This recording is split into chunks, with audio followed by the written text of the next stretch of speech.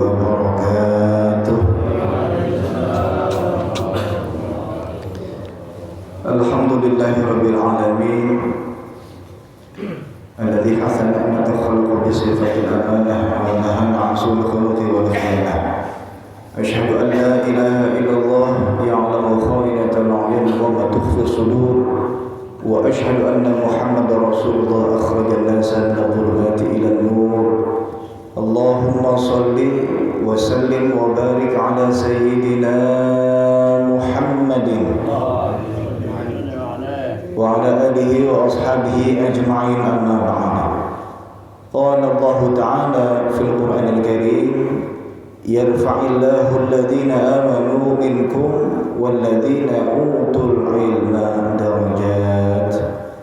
وقال رسول الله صلى الله عليه وسلم: من خرج في طلب العلم فهو في سبيل الله حتى يرجع. صدق الله وصدق رسوله. Hadirin jamaah sekalian, para asatidzah, sesepuh tokoh masyarakat, bapak-bapak, kita semua yang hadir pada kesempatan malam hari ini, insyaallah selalu dalam berkah dan bimbingannya Allah Subhanahu wa taala. Pertama, kita panjatkan puji syukur kehadirat Allah yang telah memberikan kita banyak sekali nikmatnya sehingga kita bisa bermuajah kembali, bertatap muka, thalabul ilmi. Semoga apa yang kita lakukan pada malam hari ini mendapatkan ridhonya Allah Subhanahu wa taala. Salawat beriringkan salam kita sanjungkan ke haribaan junjungan baginda Nabi besar Muhammad sallallahu alaihi wasallam. Semoga di yaumil qiyamah nanti kita semua termasuk orang-orang yang berhak mendapatkan syafaat dari beliau. Amin amin ya rabbal alamin. Hadirin jamaah sekalian, mengawali bacaan kita pada malam hari ini, mari kita baca suratul Fatihah. Yang pertama kita niatkan untuk orang tua kita, guru-guru kita, atau siapa saja orang yang pernah memberikan ilmunya kepada kita. Jika mereka masih ada, semoga Allah jaga kesehatannya, Allah panjangkan umurnya, Allah mudahkan segala urusan-urusannya. Jika mereka telah meninggal dunia, Allah jadikan kuburannya raudhah min riyadil jannah. Juga kita niatkan untuk diri kita dan keluarga kita di rumah, semoga senantiasa Allah panjangkan umur kita dalam taat ibadah kepadanya. Allah jaga kesehatan kita semua, Allah tetapkan iman dan Islam dalam diri dan hati kita, sehingga nanti pada saatnya kita semuanya Allah wafatkan dalam keadaan husnul khatimah. Al-Fatihah ala ma nawina wa man nahu bi salih ila hadratin Nabi. Al-Fatihah. A'udzu billahi minasyaitonir rajim. Bismillahirrahmanirrahim. Iyyaka na'budu wa iyyaka nasta'in. Ihdinas siratal mustaqim, siratal ladzina an'amta 'alaihim. Amin. Fadhal. Bismillahirrahmanirrahim. Al-awqatu allati tahrumu as-salatu fiha. Tahrumu as-salatu fi khamsati awqatin. 'Inda tulu'i asy-syamsi hatta tarfi'a qadra rumhin. Wa 'inda al-istiwa'i fi ghairi yawmil jum'ati hatta tazula. Wa 'inda al-isfirari hatta taghruba. Wa ba'da salati as-subhi hatta tatlu'a asy-syamsu. Wa ba'da salati al-'asri hatta taghruba.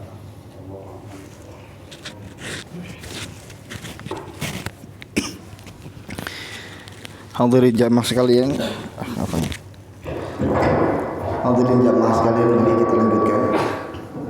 Sebelumnya ada firman Allah yang berbunyi: "Wa idza asabatkum musibah qalu inna lillahi wa inna ilaihi raji'un."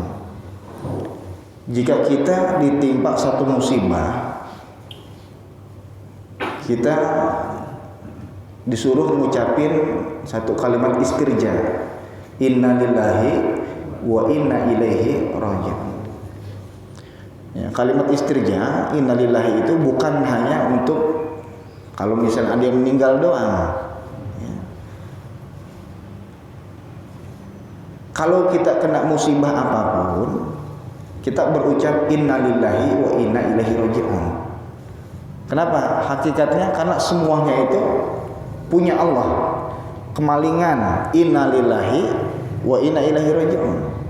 Sakit, innalillahi wa inna ilaihi raji'un. Ada teman kita sakit, ngabarin, ya, si Anu Bang Haji Anu sakit, innalillahi wa inna ilaihi raji'un. Kadang orang yang nggak paham gini, ente orang masih hidup dibaca innalillah. Bukan, ya, sakit pun merupakan satu musibah. Ya. Tapi yang hebat, ketika kita ditimpa satu musibah, setelah kita beristirja, setelah kita ngucapin innalillahi wa inna ilaihi raji'un, mulut kita ngucapin alhamdulillah. Ini yang hebat nih. Kena musibah bisa ngucap alhamdulillah, ini jarang-jarang. Ya. Ada orang kemalingan, alhamdulillah, kan jarang-jarang tuh gitu. Ya. Ditimpa satu penyakit sakit, alhamdulillah. Lagi ngurusin sesuatu, tahu-tahu kagak gol, kena tipu, alhamdulillah. Ini yang luar biasa. Kenapa? Lantaran kadang-kadang orang ketika dapat satu musibah, ini memang setan ngodain hatinya supaya emosi. Akhirnya dia lupa untuk bersyukur. Masih banyak hal-hal yang dia harus syukurin. Jangan hanya mikirin yang musibah itu aja, bukan. Orang bisa bersyukur ketika ditimpa satu musibah karena dia ngelihat hal lain. Misal kepala kita puyeng nih, atau sakit gigi nih. Orang kalau udah sakit gigi kan bawaannya salah aja. Ada anak-anak berisik ngomel. Kalau sakit gigi begitu tuh, kepala puyeng, semuanya jadi males deh, jadi bawaannya emosi. Ya. Tapi ketika dia sakit gigi, coba, ya Allah alhamdulillah nih, bisa ngucap alhamdulillah, ya Allah alhamdulillah baru gigi. Ya. Di samping saya tetangga saya stroke tuh, saya timbang sakit gigi doang. Ya. Maka segala sesuatu yang Allah berikan kepada kita berupa satu musibah, lihat, jangan hanya itu yang kita perhatikan. Nikmat lainnya masih banyak. Ya. Maka orang yang hebat ketika mendapatkan satu musibah bukan hanya beristirja, tapi dia mengucapkan alhamdulillah. Insya Allah, ya, ketika dia mensyukuri apa yang Allah telah berikan, bukan yang hilang dari dirinya, tapi yang Allah berikan yang lainnya, dia bersyukur. Insya Allah, la in syakartum la azidannakum wa la in kafartum inna azabi lasyadid. Semoga kita hadir ke majelis ilmu ini bentuk syukur kita kepada Allah. Allah masih ngasih kita sehat kakinya. Allah masih ngasih kita nikmat mata bisa ngelihat. Allah masih ngasih nikmat badan kita bisa bergerak. Ya. Maka kita ucapkan alhamdulillah. Semoga nikmat-nikmat Allah ditambah lebih banyak lagi. Amin ya rabbal alamin. Hadirin, mari kita lanjutkan sampai dengan pembahasan al-awqatul lati tahrumu sholatu fiha. Waktu-waktu yang diharamkan sholat di dalam waktu tersebut. Ya. Jadi ada waktu yang sholat itu diharamkan, nggak boleh. Ya. Nggak boleh ngerjain sholat, ya, pada waktu tertentu.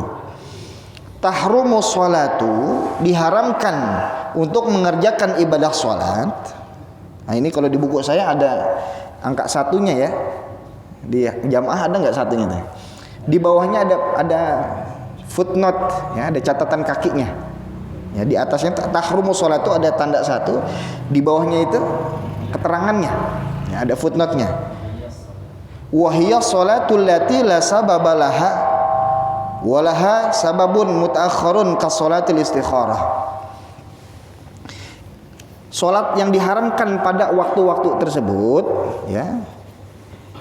Hiya as-sholatul lati la sababa laha.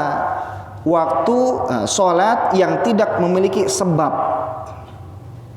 Salat sunnah yang tidak memiliki sabab. Itu haram tuh. Ya, pada waktu yang nanti bakal kita bahas nih. Jadi sholat yang gak memiliki sebab itu diharamkan pada 5 waktu tersebut. Walha sababun mutaakhirun, atau dia punya sebab, tapi sebabnya belakangan. Khas-sholatil istikharah, seperti sholat istikharah. Contohnya begini hadirin jamaah sekalian.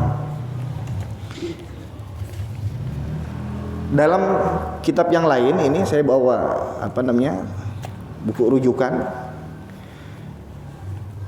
La yahrumu ma lahu sababun ghairu mutaakhirin kafaitati wa kusufin wa sunnati wudu'in wa tahiyatin wa sajadatin wa sajdati tilawatin wa syukrin ilmi yaksidha.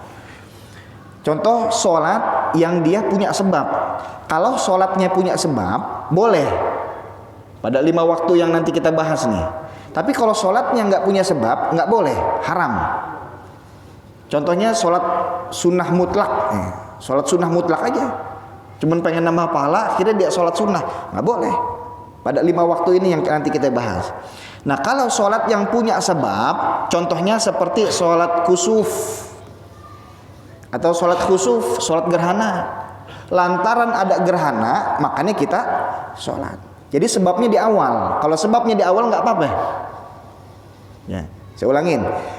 Sholat yang tidak boleh dilakukan di 5 waktu yang akan kita bahas adalah sholat yang tidak mempunyai sebab. Kalau sholatnya itu karena ada sebabnya dan sebabnya adanya di awal, ya, ada di awal. Jadi sebab dulu baru kita sholat. Maka itu dibolehkan di 5 waktu yang akan kita bahas ini. Contohnya sholat gerhana. Karena ada gerhana, kita sholat gerhana. Sholat sunnah wudu dulu, sebabnya karena wudu, akhirnya kita sholat sunnah, begitu.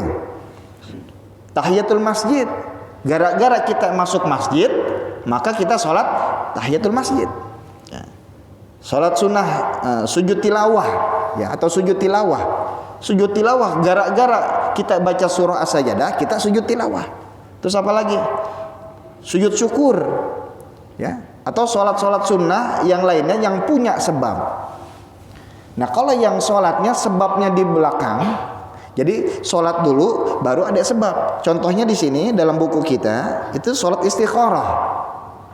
Gara-gara kita sholat istikharah, maka jawabannya kan ada di belakang, ya. Sebabnya ada di belakang. Nah kalau di sini ada satu contoh, ya, dalam buku ini.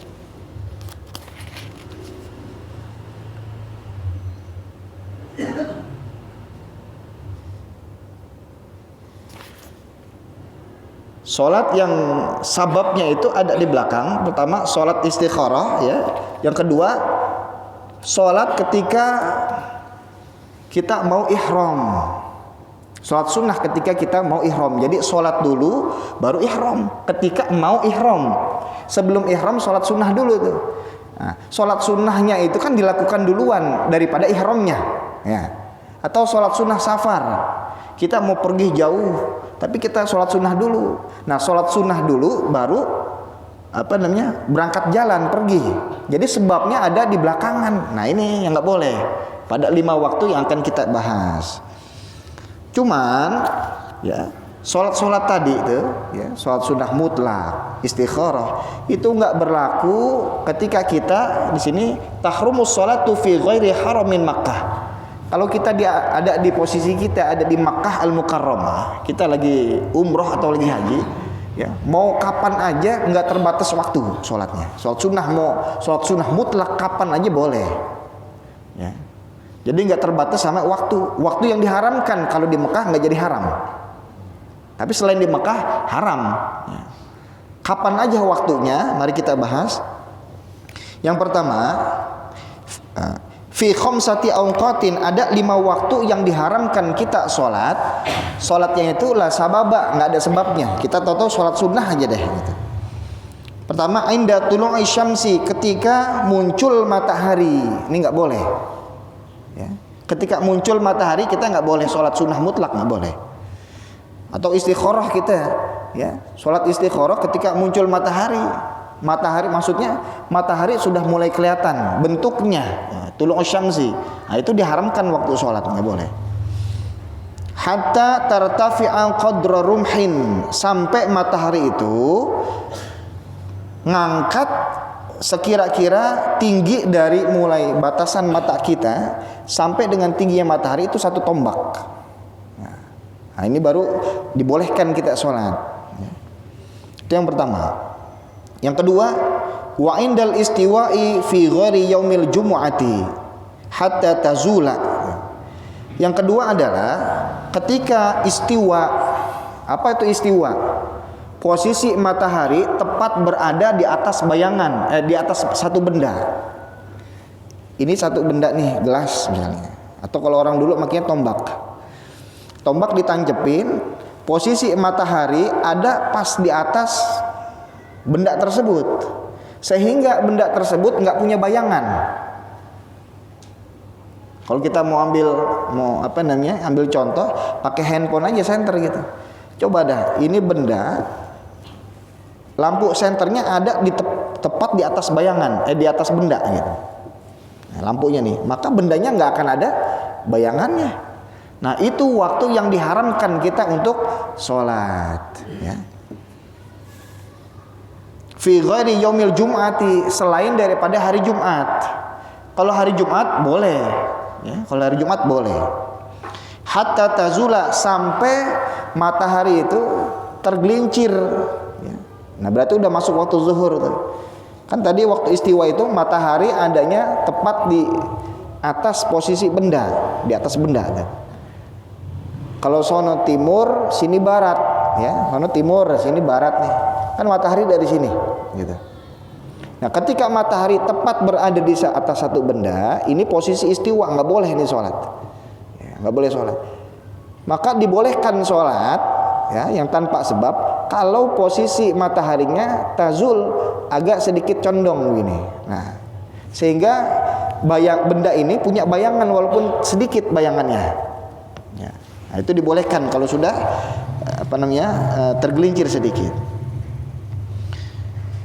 Wa indal isfirari hatta taghruba, dan ketika sore hari langit warnanya kuning, ya, ketika langit posisi matahari sudah terbenam, nah langitnya ketika berwarna kuning, ini nggak boleh sholat, haram sholat.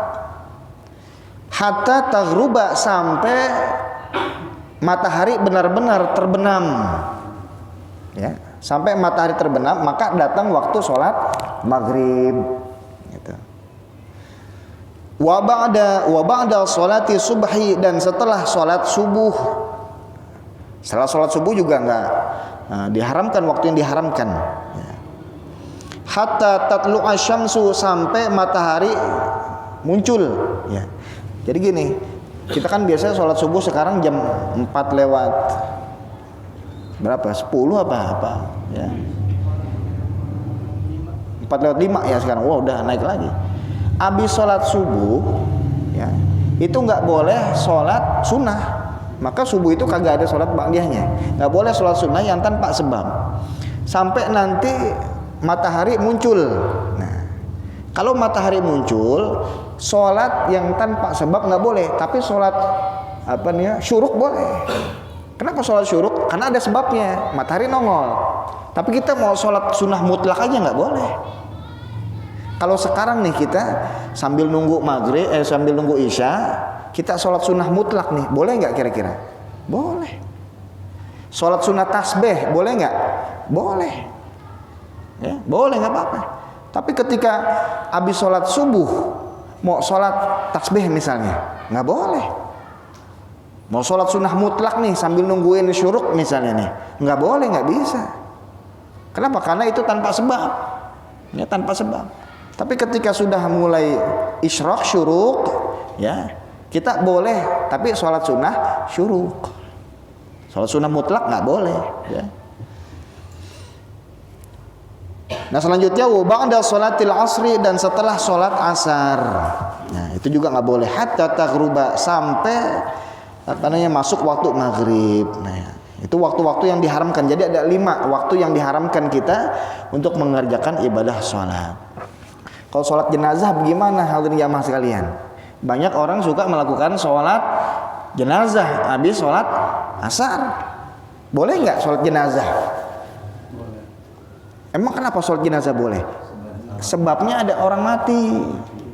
Bukan gara-gara dia sholat jenazah baru ada orang mati, kan begitu. Ada yang mati dulu si jenazah, baru kita melakukan sholat. Ya, tapi Allah alam ada yang membolehkan, ada yang kagak. Kalau mayoritas kita mah kadang-kadang ya habis sholat asar kita sholat jenazah gitu, nggak apa-apa. Nah sampai sini ada yang ditanyakan, silakan.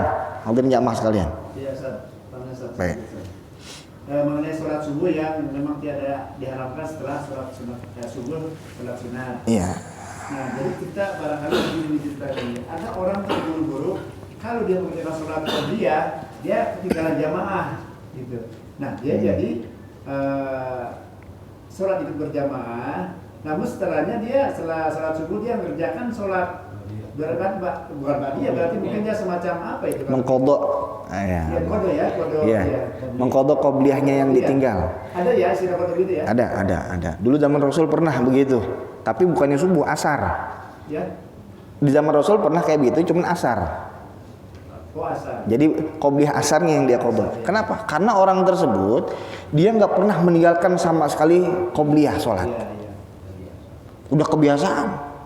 Cuma kalau kita yang romannya masih cemprang-cemprang sholatnya kayak begitu, ntar malah jadi satu masalah. Apalagi dilakukan di masyarakat kita yang belum memahami. Wah, dia sholat ba'diyah subuh tuh, begitu. Orang mikirnya begitu, malah jadi masalah baru. Ya. Walaupun ada yang membolehkan kayak begini, hadirin jamaah sekalian. Menjaga adab, menjaga kerukunan, menghindari perselisihan itu lebih baik daripada kita menjalankan satu yang sunnah, yang disunahkan. Contohnya begini, ketika kita sholat, ya, semua sholat fardu yang diwajibkan itu kan kalau masih bisa berdiri bukan karena uzur, maka wajib berdiri. Tapi semua sholat sunnah apapun, ya, walaupun dia nggak udzur, boleh sambil duduk. Boleh sambil duduk. Ntar kita sholat isya nih, ba'diyah isyanya, duduk boleh kagak? Boleh. Kan lagi nggak sakit kakinya, boleh nggak? Boleh, nggak apa-apa. Sholat sunnah. Ya. Karena dibolehkan sholat sunnah sambil duduk, memang pahalanya separuh dari orang yang diri gitu. Besok pas sholat taraweh musola Nurul Huda, semua imam sama makmumnya duduk semua sholat sunnahnya. Geger nggak kira-kira satu kampung? Geger. Memang dibolehkan, ya. Tapi menghindari satu masalah akhirnya jadi rame itu lebih utama. Itu lebih utama. Kayak begini ya. Jadi yang berlaku di masyarakat apa itu yang kita pakai? Allahu Akbar, orang sholat kalau dalam mazhab kita di mana meletakkan tangan kita? Posisinya tangan kiri dikepel gitu, dikepel sama tangan kanan pas di pergelangan. Posisi tangannya ya fauqa surati tahta sadri, di tengah-tengah antara bawah dada di atas pusar, di sini. Ini orang kita nih. Ya. Sunnahnya di sini. Meletakkan tangan ketika sholat. Ya.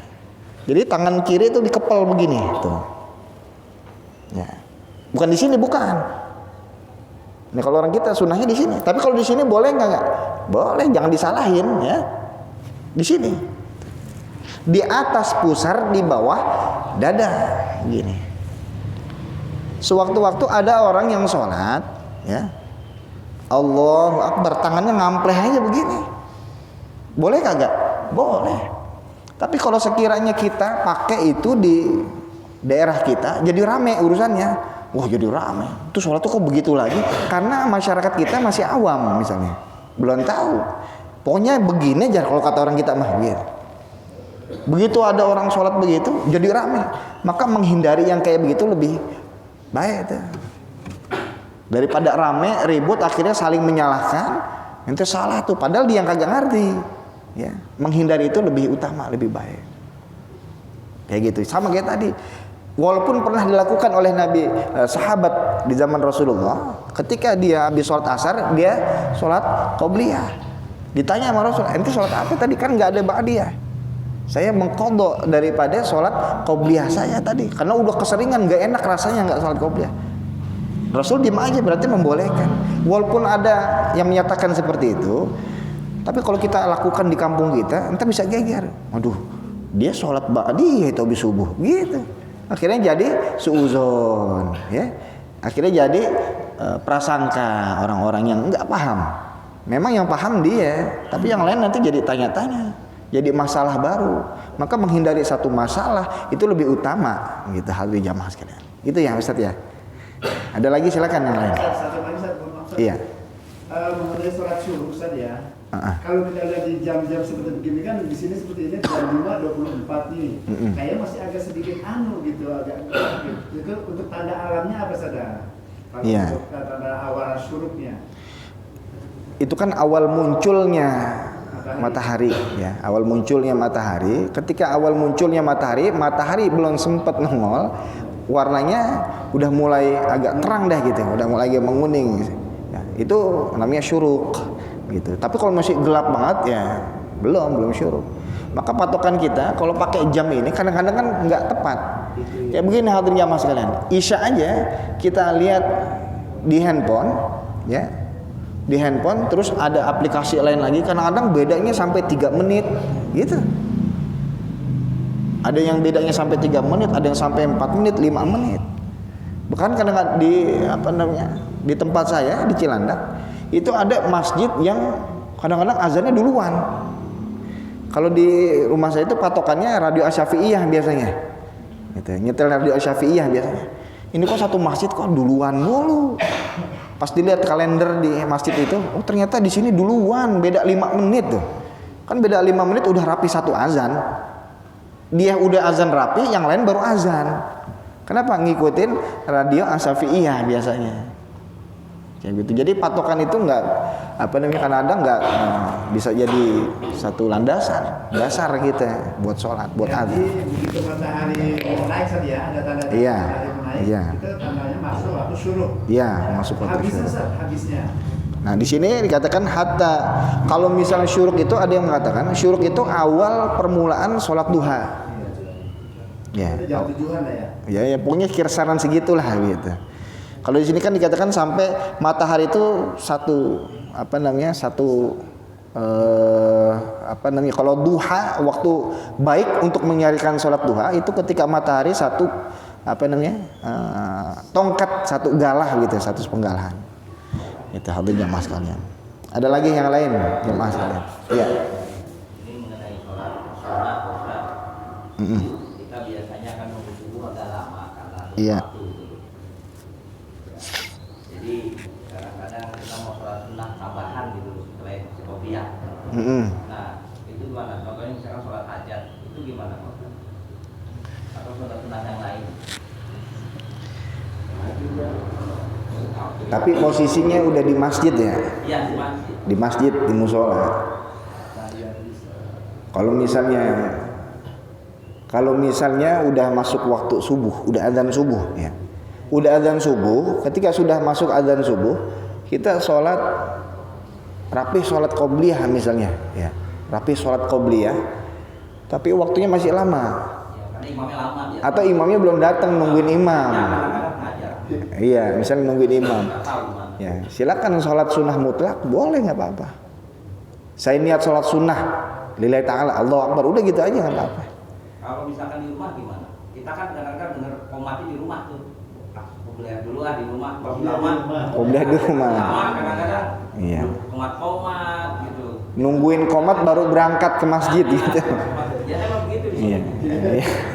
Biasanya. Nungguin komat berarti udah ada yang jadi imam nih, begitu kan ya? Imamnya lambat. Imamnya lambat misalnya. Ya silakan sholat sunnah mutlak aja nggak apa-apa. Atau misalnya sebelum qobliyah kita sholat sunnah wudu, boleh nggak apa-apa. Sholat sunnah wudu. Enaknya di rumah habis sholat habis wudu, kita udah masuk azan, habis wudu kita sholat sunnah wudu, habis sholat sunnah wudu kita sholat qobliyah, nyampe musola masih ada waktu sholat sunnah tahiyatul masjid, gitu enak.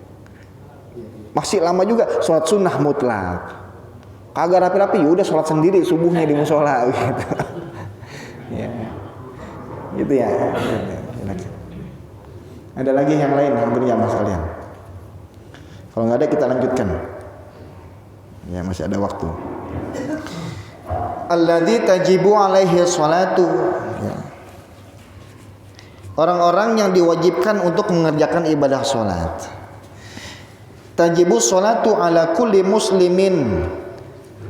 Diwajibkan ya, orang-orang yang diwajibkan untuk mengerjakan ibadah sholat ala kulli muslimin. Yang pertama adalah syaratnya orang Islam ya, orang non muslim, orang kafir boleh nggak sholat ya, orang non muslim, orang kafir boleh nggak sholat. Ada orang, maaf nih, non muslim, orang kafir, dia pengen banget kerjain sholat ya, tapi tujuannya dia pengen belajar, boleh nggak kira-kira? Boleh, nggak apa-apa. Ya. Cuman dapat pahala kagak? Ya belum dapat pahala, ya belum dapat pahala. Yang pertama orang Islam, ya harus orang Islam, wajib tuh. Kalau dia sudah Islam, walaupun dia baru masuk Islam. Saya sekitar beberapa bulan yang lalu ada seseorang masuk ke dalam agama Islam. Dia seorang desainer, ya seorang desainer. Datang ke sekolahan, tahu-tahu mau masuk Islam. Yang lakinya udah Islam. Dia mau nikah dengan seorang perempuan dari Ukraina. Ya, ada perempuan dari Ukraina mau nikah. Cuman bagusnya ini laki-laki kalau mau masuk Islam dulu, gitu. Akhirnya ini masuk Islam. Ternyata udah belajar sholat dari 4 bulan sebelum dia menyatakan masuk Islam. Sebelum syahadat. Nah syahadatnya akhirnya di yayasan rumah saya tuh. Begitu udah masuk Islam, udah sah ya, bersyahadat masuk Islam, dapat rekomendasi dari MUI, surat rekomendasi. Maka saya bilang sama perempuan tersebut, Mbak sudah wajib sholat, ya sudah wajib sholat semenjak dia menyatakan asyhadu an la ilaha illallah. Tapi saya belum tahu bacaannya. Yang penting sholat aja dulu. Ya, nanti dibimbing sama cari ustadz. Bacaan Fatihah belum bisa saya. Kan Fatihah rukun. Ya. Orang kalau sholat nggak baca Fatihah nggak sah. Bagaimana? Boleh nggak bawa catatan? Boleh, silakan. Allahu Akbar. Keluarin dari kantong. Bismillahirrahmanirrahim. Alhamdulillah. Boleh, nggak apa-apa. Ya, silakan, nggak apa-apa. Atau pakai Quran yang besar, atau ada catatan gitu bahasa Indonesia yang besar di sambil ngelihat, boleh, nggak apa-apa ya. Saking pentingnya, wajibnya ibadah sholat, walaupun dia baru masuk Islam belum bisa baca Al-Quran, boleh.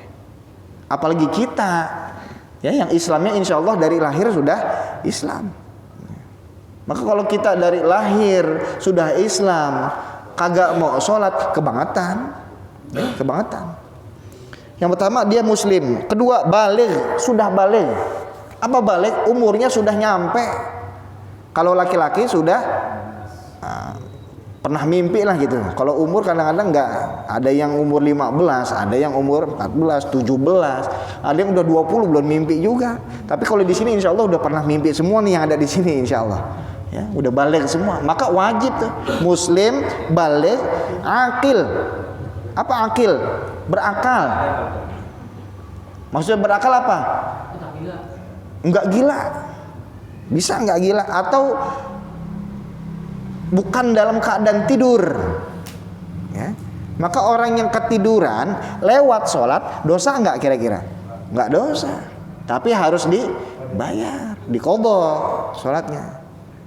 Emang udah ngantuk banget, habis sholat asar tidur, bangun-bangun jam 9 malam, maghribnya lewat.